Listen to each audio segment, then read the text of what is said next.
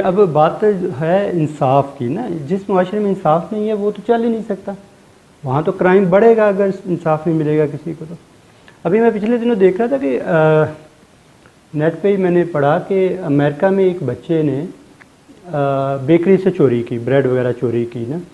تو security guard نے اس کو پکڑا، پکڑتے پکڑتے وہ نا ایک ریک تھا شیشے کا وہ بھی ٹوٹ گیا.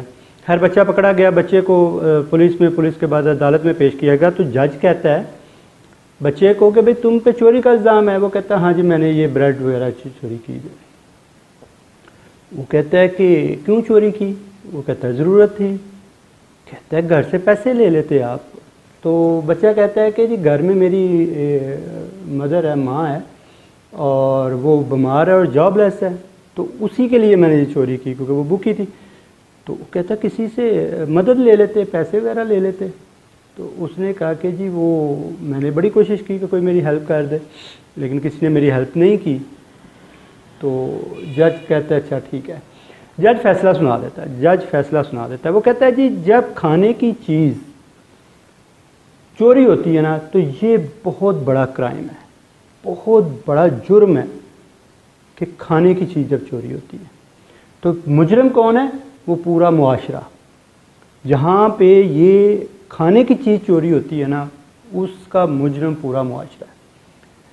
وہ کہتا ہے کہ جی سزا پورے معاشرے کو ملنی چاہیے. وہ کیا کرتا ہے، وہ فیصلہ کیا دیتا ہے کہ جی $10 فائن کرتا ہے سب کو، اپنے سمیت وہاں پہ موجود سب لوگوں کو کہتا ہے $10 ہم سب کو جرمانہ ہے.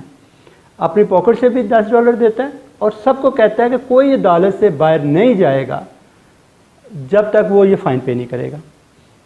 اس کے بعد وہ کہتا ہے کہ جو اس بیکری کا مالک ہے اس پہ $1000 جو ہے وہ فائن، کہ اس نے ایک بھوکے یا ضرورت مند کے ساتھ ایسا رویہ اختیار کیا کہ اس کو پکڑا اور اس کو پولیس کے حوالے کیا اور پھر وہ یہاں پہ پہنچا.